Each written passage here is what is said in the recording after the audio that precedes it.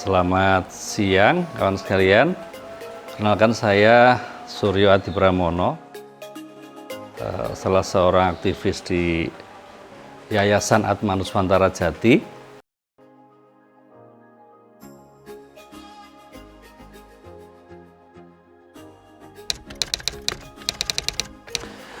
Ya, tanggal 10 Desember ini diperingati sebagai Hari Hak Asasi Manusia Internasional oleh karena pada hari yang sama 10 Desember tapi pada tahun 1950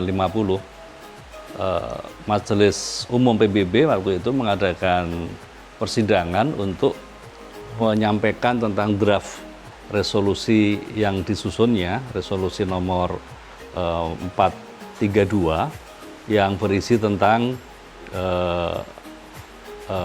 semacam kesepakatan negara-negara anggota PBB untuk diminta memperingati tanggal 10 Desember sebagai Hari Hak Asasi Manusia Internasional.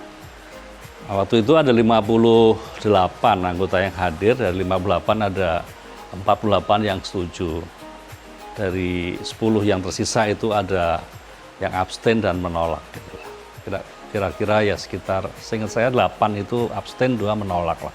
Jadi hampir penuh dukungan terhadap resolusi itu.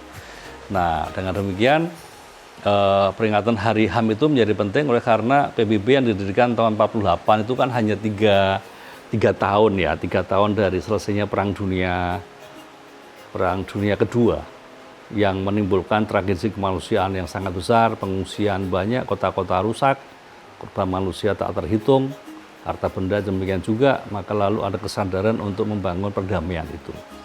Nah, penghormatan atas HAM itu dilakukan lewat beberapa prinsip pokok. Yang pertama adalah peace atau perdamaian. Karena perdamaian itu menjadi basis. Yang kedua, development atau pembangunan. Tanpa suasana damai kita nggak bisa bangun. Dan kalau kita bisa bangun, kita bisa memenuhi aneka ragam hak-hak asasi kita. Hak sipil, politik, hak atas pembangunan, hak ekonomi, sosial, budaya, ya, beberapa hak lain ya yang ditentukan oleh pihak PBB.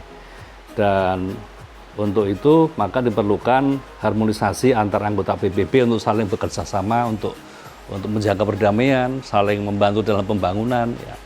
Maka dalam kaitan itu Dewan Keamanan PBB menyiapkan semacam, saya kira satu tim ya yang membahas tentang perselisihan di satu tempat, kemudian mengirimkan pasukan perdamaian, dan Indonesia menjadi bagian dari itu. Beberapa kali kita kirim pasukan ke Bosnia Herzegovina, ke Lebanon, ke Kongo, ya. Sehingga kemudian perdamaian diharapkan bisa dibantu oleh PBB. Pasukan PBB melerai pihak-pihak yang bersengketa itu supaya pembangunan bisa dilakukan, hak asasi manusia bisa dijaga.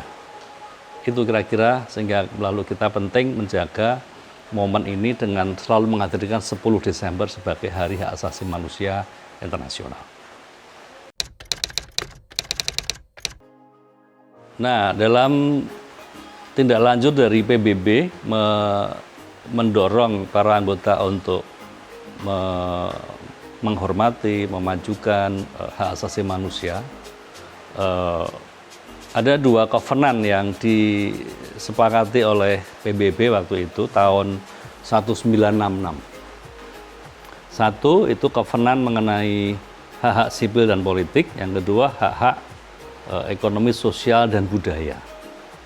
Jadi selain DUHAM, Deklarasi Universal Hak Asasi Manusia tahun 48, secara spesifik bagaimana masing-masing negara itu memajukan kepentingan warganya itu diatur lebih lanjut. Nah, kaitan HAM dengan budaya itu masuk dalam covenant yang kedua itu, tentang hak ekonomi, sosial, dan budaya.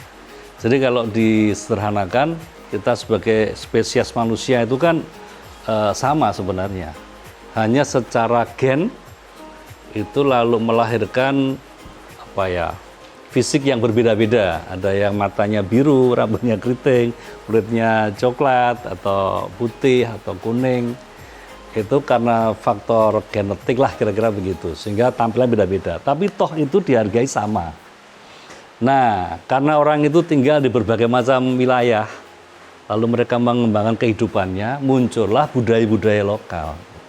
Jadi yang penghormatan atas manusia yang secara genetik sama itu ada hak universal, maka ada DUHAM tadi.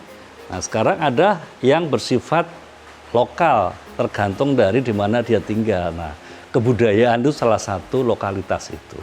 Maka ada diversity di situ. Nah, di Indonesia kita juga punya hak untuk memajukan kebudayaan kita. Nah, budaya itu konkretnya kalau sederhana kita lihat ya, mulai dari yang tidak kelihatan, world view, pandangan kita tentang dunia.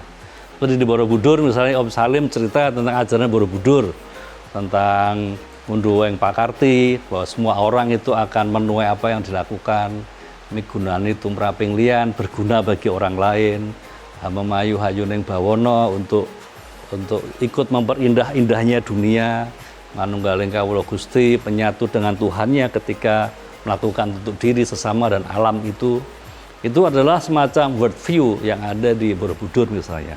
Di aneka ragam tradisi yang lain seperti suku, dari Sabang sampai Merauke masing-masing juga punya world view-nya. Selain itu kita juga bisa melihat ya di Indonesia aneka ragam tradisi, kemudian kesenian, pakaian, bahasa dengan aneka ragam dialeknya, ekspresi keagamaan, agamanya bisa sama, ekspresinya bisa macam-macam kan. Itu juga dihargai sebagai bagian dari kebudayaan. Kemudian jenis makanan, lalu potong rambut, ya bahkan juga disebut dengan live event, peristiwa-peristiwa dalam kehidupan. Kalau di tradisi Jawa misalnya sejak dari orang mau dilahirkan ada mitoni ya, peristiwa 7 bulanan sampai bayi itu lahir sampai nanti orang meninggal dunia sampai 1000 hari itu ada live event yang diperingati terus sebagai bagian dari kebudayaan. Jadi aneka ragam hal itu adalah kebudayaan. Adsanti selama ini sudah masuk di bagian world view ini, kemudian kesenian, maka ada lamci, ada limtara, kemudian ekspresi keagamaan, misalnya Adsanti juga bergaul dengan saudara yang Hindu di lereng Merapi, yang Buddha, ya, yang Kejawen, yang Kristen, Katolik, Islam, tidak membeda-bedakan karena masing-masing punya ekspresi kebudayaannya yang diakui. Adsanti juga masuk di cloth, pakaian, maka dulu ada webinar tentang batik, ya, kemudian tentang alat-alat musiknya juga, bukan hanya kesenian tapi juga alat musik. Ada yang di Borobudur coba untuk ditampilkan dalam beberapa acara yang dirancang dan bekerjasama dengan salah satu direktorat jenderal di kementerian lah misalnya. Jadi kerja Adsanti itu sebenarnya adalah kerja untuk melindungi, kemudian menghargai, memajukan kebudayaan gitu. Karena itu adalah identitas dari bangsa ini. Dan saya kira acara Adsanti Youth Festival yang terakhir juga menunjukkan anak-anak muda ternyata senang ketika tahu tentang world view Borobudur. Mungkin yang akan datang bisa ke Trowulan atau ke Muaro Jambi atau di tradisi Dayak atau Papua di mana saja. Itu ternyata juga menarik bagi anak-anak muda yang generasi milenial ternyata tidak seperti yang dibayangkan orang pada umumnya barangkali. Hal-hal yang tanda kutip ortodoksi itu juga tertarik supaya ada kaitan jangkar sejarah kultural atas dirinya, meskipun dia juga mengagumi BTS tapi dia juga senang tentang tradisinya dan tahu bahwa kita punya bangsa yang besar, nenek moyang yang hebat di masa lalu secara kultural. Nah, dari yang tadi kita sudah paparkan, apa yang bisa kita petik? Yang pertama, manusia ini adalah titah ilahi yang harus dihormati, apapun wujudnya. Bukan hanya dihormati secara fisik, tapi juga hak-haknya diperjuangkan. Hak sipil politik, hak ekosop. Nah, posisi Adsanti adalah pada bidang sosial kebudayaan ini gitu.